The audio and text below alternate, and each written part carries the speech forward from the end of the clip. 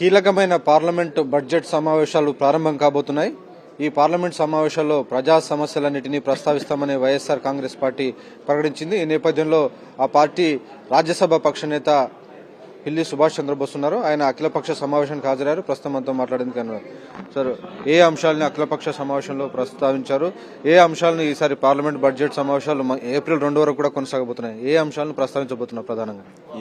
ఈరోజు parliament all party meeting, floor leaders యొక్క meeting జరిగింది. ఈ సమావేశానికి రిజిజీ గారు, గౌరవ మంత్రులు, అట్లాగే రాజ్నాథ్ సింగ్ గారు, నడ్డా గారు, మేఘవాల్ గారు, మురుగన్ గారు ఇవాళ నేతృత్వం వహించారు. ప్రధానంగా ఆంధ్రప్రదేశ్ రాష్ట్రంలో ఉన్నటువంటి ప్రధాన సమస్యలన్నింటినీ కూడా మేము ప్రస్తావించబోతూ ఉన్నాం రేపు జరిగే పార్లమెంటు సమావేశాలు అని చెప్తూ, మొట్టమొదటిగా మేము అత్యధిక ప్రాధాన్యత కలిగి 17 మెడికల్ కాలేజీలని, అంటే జగన్మోహన్ రెడ్డి గారు ప్రభుత్వం తీసుకొచ్చినటువంటి 17 మెడికల్ కాలేజీలని పబ్లిక్ ప్రైవేట్ పార్ట్నర్షిప్ మోడ్లో తీసుకువెళ్ళడానికి ఆంధ్రప్రదేశ్ ప్రభుత్వం చేసిన నిర్ణయం వల్ల ఎంత నష్టపోతూ ఉన్నాం ప్రధానంగా అనేది వారి దృష్టికి తీసుకెళ్ళడం జరిగింది. సుమారుగా ఈ 2 సంవత్సరాల్లో 2450 మెడికల్ సీట్లు కోల్పోతూ ఉన్నాం. అంటే వీళ్ళు మన ప్రభుత్వం ఇచ్చినటువంటి మంజూరు చేసినటువంటి 1750 మెడికల్ సీట్లు కాకుండా కానీ మాకు అవసరం లేదని రాశారు. దాంతో కూడుకుని 2450 సీట్లు ఈ 2 సంవత్సరాల్లో కోల్పోయాం. అంటే 2450 తల్లిదండ్రులని, ఆ పిల్లల యొక్క తల్లిదండ్రులు ఎంత మనస్తాపానికి గురయ్యారో ఆలోచించండి. వాళ్ళ బిడ్డల్ని డాక్టర్లుగా చూడాలని కోరుకున్న వాళ్ళందరినీ కూడా మనం సమూలంగా నాశనం చేసింది ఈ ప్రభుత్వం. అది వారి దృష్టికి తీసుకెళ్ళడం జరిగింది. ఇది చాలా ఇంపార్టెంట్. ఈ ప్రైవేట్ మెడికల్ కాలేజీలు ప్రైవేటైజ్ చేయటం అనేది ఎంత దురదృష్టం అంటే విద్యార్థి యొక్క ఆశలన్నింటినీ కూడా చంపేయటమే. అంత దురదృష్టం. అంత అవసరం ఏమొచ్చింది దీనికి? అంత అవసరం ఏమొచ్చింది? మహా అయితే ఒక 6,000 కోట్లు అవుతుంది. అంటే 3 లక్షల కోట్లలో 6,000 కోట్లు పెద్ద బడేనండి రాష్ట్ర ప్రభుత్వానికి. దీనికి దోచిపెట్టవలసిన అవసరం ఏమొచ్చింది అని చెప్పి దీన్ని ఒకసారి మరలా కోరుతూ ఉన్నాం గౌరవ ముఖ్యమంత్రి గారు. దాని మీద ఆయన ఆలోచన మార్చండి. ప్రైవేటైజేషన్కి తీసుకెళ్తే అది రాష్ట్రం దివాలా తీసినట్టు లెక్క. దాంట్లో మరో మాట కూడా మాట్లాడదు, దివాలా తీసినట్టు లెక్క. దయచేసి అది విత్డ్రా చేసుకుని ప్రభుత్వమే ఆ కాలేజీలను నడిపేలాగా చర్యలు తీసుకోమని మేము కోరుతూ ఉన్నాం. అది మొట్టమొదటిది. రెండోది, విశాఖ స్టీల్ ప్లాంట్ విషయం కూడా ఆంధ్రప్రదేశ్ ప్రజలకి కేంద్ర ప్రభుత్వం ప్రైవేటైజేషన్ దిశగా అడుగులు వేస్తుంది అనేది ఒక అనుమానం ఉంది. ఎందుకంటే ఇప్పటికే 16,000 మంది కార్మికులు వాలంటరీ రిటైర్మెంట్ తీసుకున్నారు. దాన్ని పూర్తిగా రివైవ్ అవ్వాలంటే 12,000 కోట్లు. పెద్ద ఎక్కువ అండి. సెంట్రల్ గవర్నమెంట్కి 12,000 కోట్లు అదనంగా సహాయం చేసి దాన్ని రివైవ్ చేయడానికి బదులు ఆ ఫ్యాక్టరీని మొత్తం మూసేయాలని అడుగులు వేయటం, ఇది పూర్తిగా అనుమానం స్థితిలో ఉన్నారు ఆంధ్రప్రదేశ్ ప్రజలు. దాని మీద కూడా మరి కేంద్ర ప్రభుత్వం ఆలోచించాలని అది కూడా వారికి విన్నవించడం జరిగింది. ఇక మూడవది, కాగ్ రిపోర్ట్. ఇప్పటికే ఆంధ్రప్రదేశ్ ప్రభుత్వం తలకు మించిన భారంతో వాళ్ళు అప్పులు చేస్తూ ఉంది. ఈ 1 సంవత్సరం తీసుకున్నట్టయితే మొట్టమొదటి 5 నెలల్లోనే వీరు తీసుకున్న అప్పు అంటే 2025-26లో అప్పు ఎంత అంటే 55,901 కోటి. As against 60% of the annual 69% of the annual సీలింగ్కి. మరి ఇంత భాగం ఇదంతా కూడా ప్రజల మీద భారం పోపినట్టే కదా. ఎందుకు అంత అవసరం? మీరు ఎందుకు తీసుకొస్తున్నారు?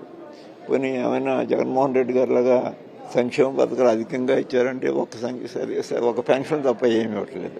కనీసం రైతుకి ఇన్సూరెన్స్ కూడా కట్టలేదు. రైతుల్ని పూర్తిగా నిరాశలు పెట్టారు, పూర్తిగా నిరాశ చేస్తారు వాళ్ళని. వ్యవసాయం అనేది లాభదాయకమైన రంగం కాదు. 2 సంవత్సరాలు బాగానే వస్తుంది. 3 సంవత్సరాలు మనం ఒక పీరియడ్కి తీసుకున్నట్టయితే 2 సంవత్సరాలు బాగానే ఉంటుంది. 3వ సంవత్సరం దెబ్బతింటూ ఉంటాం. అంటే ప్రతి సంవత్సరం రాయలసీమ కానీ లేదా కోస్టల్ ఆంధ్ర కానీ లేదా ఉత్తరాంధ్ర కానీ ఎక్కడో చోట ప్రతి సంవత్సరం తుఫానుకి గురైపోతూ ఉంటాం. మరి రంగాన్ని ఆదుకోవాల్సిన ప్రభుత్వం పూర్తిగా నిర్లక్ష్యం చేస్తూ ఉన్నారు. కనీసం ఇన్సూరెన్స్ ఇవ్వట్లేదు. లేక జగన్మోహన్ రెడ్డి గారు దాదాపుగా 12 స్కీములు ఇచ్చేవారు రైతులకి. ఇది సబ్సిడీ మీద ట్రాక్టర్లు ఇవ్వటం అని, అగ్రికల్చర్ ఇంప్లిమెంట్స్ ఇవ్వటం అని, లేకపోతే ఇట్లాంటివి చూసుకుంటుంటే చాలా స్కీములు ఇచ్చేవారు. అవన్నీ కూడా ఒక్క స్కీమ్ కూడా అమలు జరపట్లేదు. అంటే అది వ్యవసాయదారులు పూర్తిగా దెబ్బతిన్నారన్న విషయం కూడా కేంద్ర ప్రభుత్వం దృష్టికి తీసుకెళ్ళింది. అలాగే ఇరిగేషన్ ప్రాజెక్టులు, పోలవరం ప్రాజెక్టుతో సహా, మరి రాయలసీమ లిఫ్ట్ ఇరిగేషన్ స్కీమ్తో సహా పూర్తిగా నిర్లక్ష్యం చేయబడ్డాయి. ఈ ప్రభుత్వం వచ్చిన 2 ఏళ్ళలో పెద్దగా వీళ్ళు కబుర్లు చెప్పడం తప్ప చేసిన ప్రయోజనం మాత్రమే లేదు. జగన్మోహన్ రెడ్డి గారు 3,600 కోట్లు అభివృద్ధికి, రాయలసీమ కెనాల్కి అభివృద్ధికి లిఫ్ట్ ఇరిగేషన్ స్కీమ్ తీసుకొస్తే 900 కోట్లు ఆయనే ఖర్చు పెట్టారు. తర్వాత మళ్ళీ 1 పైసా ఖర్చు పెట్టలేదు. ఏ విధంగా రాయలసీమ మరి బాగు చేద్దాం అనుకుంటున్నారు? రాయలసీమ మీద అది ఎక్కువ శాతం కరువుతో విలువలాడే ప్రాంతం రాయలసీమ అంటే. మరి దాని మీద కూడా మీకు ప్రత్యేక శ్రద్ధ లేకపోవడం చాలా దురదృష్టంగా మేము భావిస్తున్నాం అనేది. అది కూడా సెంట్రల్ గవర్నమెంట్ దాంతో పాటుగా అధిక రేట్లో. అట్లాగే ఎలక్ట్రిసిటీ టారిఫ్ను పెంచారు. దాదాపు 20,000 కోట్ల రూపాయలు అదనంగా టారిఫ్ వేశారు ఎంఎస్ఎంఈల మీద కానీ లేదా హౌస్ హోల్డ్స్ మీద కానీ.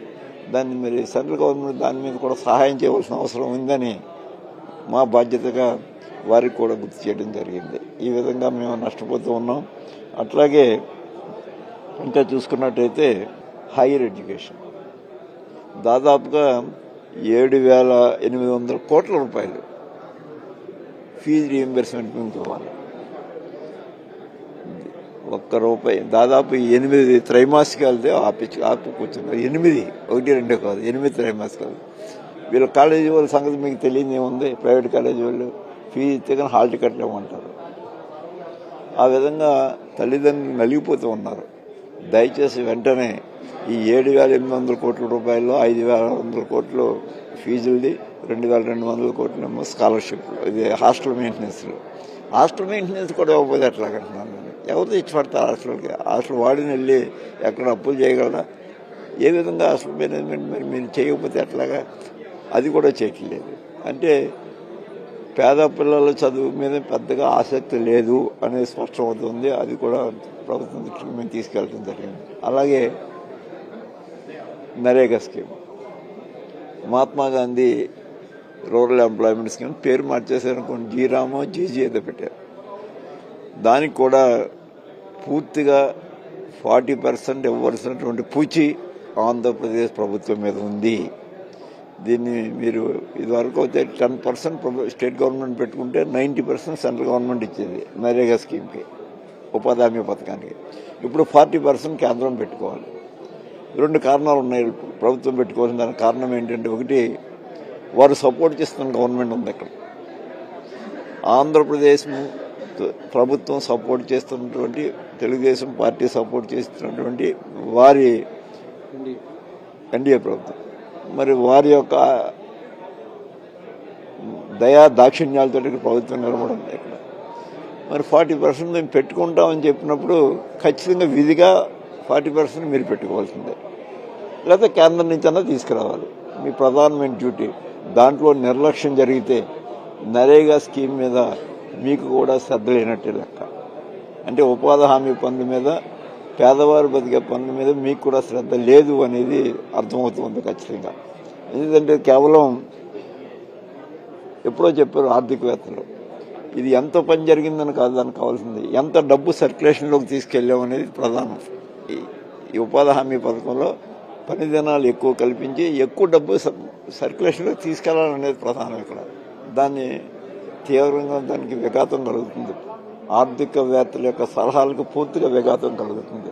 అంచేత పూర్తిగా నిర్ధారించవలసింది, మా దగ్గర డబ్బు లేదు, మేము 40% పెట్టుకోలేమంటే కుదరదు. ఎందుకంటే మీ ప్రభుత్వం మీ యొక్క సహకారంతో, మీ యొక్క దయాదాక్షిణ్యంతో ఇక్కడ కేంద్ర ప్రభుత్వం నిలబడింది.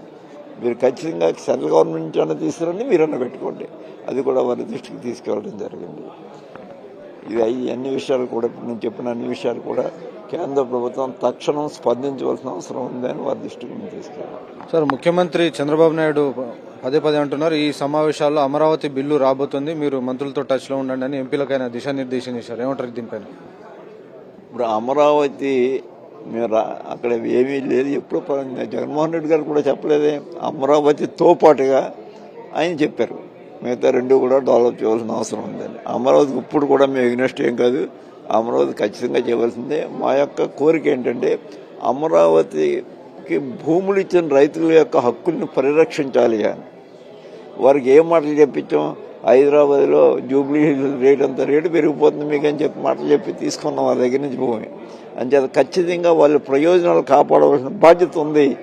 మీరే తీసుకున్నారు, ఇప్పుడు ప్రభుత్వంలో మీరే ఉన్నారు. ఖచ్చితంగా చంద్రబాబు నాయుడు గారు వారి యొక్క ప్రయోజనాల్ని అధికంగా చూడవలసిన అవసరం ఉంది. అధిక ప్రయోజనాలకు చేకూర్చాల్సిన అవసరం ఉంది. అది కూడా బిల్లులో పెట్టమని మాకేం అభ్యంతరం లేదు, మేము కూడా సపోర్ట్ చేస్తాం. అమరావతి రాజధానికి సపోర్ట్ చేయమని అంటలేదు మేము. రైతుల ప్రయోజనాలను కూడా మీరు క్యాపిటల్కి ఎంత ఇంపార్టెన్స్ ఇస్తున్నారో రైతుల ప్రయోజనాలను పెంచే విధంగా ఆ బిల్లులో ఉండాలి. ఉంటే ఖచ్చితంగా మేము కూడా సపోర్ట్ చేస్తాం. సార్, రెండో విడత భూ సమీకరణ చేస్తామని చెప్పి ప్రభుత్వం ఇప్పటికీ నోటిఫికేషన్ ఇచ్చింది, కానీ రైతుల నుంచి తీవ్రమైనటువంటి వ్యతిరేకత వస్తుంది. సో ఈ అంశంపైన ఏమంటారు? దీన్ని మొట్టమొదటి భూములే సక్రమంగా వినియోగించుకోవడం చేత కాలేదు. రెండవది కూడా సహజంగా రైతులకు అనుమానం రావడం సహజమే. ఎందుకు అంత భూమి ఎందుకు తీసుకోవాలి? వారికి ఏ ప్రయోజనాలను ఆశించి భూములు తీసుకుంటున్నారో ఆయా ప్రయోజనాలకి మీరే ఇచ్చుకోండి డైరెక్ట్గా అంటే వాళ్ళు ఇచ్చుకుంటారు. వారికి నచ్చిన రేటు తీసుకుని వాళ్ళని ఇక్కడ నాకు అర్థం కాదు ఒకటే, ఆ ప్రాంతాల్లో ఇప్పుడు పూర్వం రాజధాని తీసుకున్న ప్రాంతం ఏంటి, ఇప్పుడు తీసుకోబోయేది ఏంటి అంతా కూడా వారికి మద్దతుదారులు ఎక్కువ ఉన్న ప్రాంతం అది. మరి వారిని ప్రయోజనాలను కాపాడవలసిన మీరు ఈ విధంగా భూ వ్యాపారం చేస్తూ ఉన్నారు. ఒక మాటలో చెప్పాలంటే దయచేసి దాన్ని డ్రాప్ చేసుకోమని కోరుతున్నాను. అయింది ఏదో అయింది, ఇంకా అదనంగా భూమిని తీసుకొచ్చి ఆ రైతులను ఇబ్బంది పెట్టే కంటే డ్రాప్ చేసుకుంటే మంచిది, మీకు మంచిది అని చెప్తున్నాను. దాని ప్రయోజనాలు అస్సలు వారి యొక్క ప్రయోజనాలు మనం పాడు చేయకూడదు.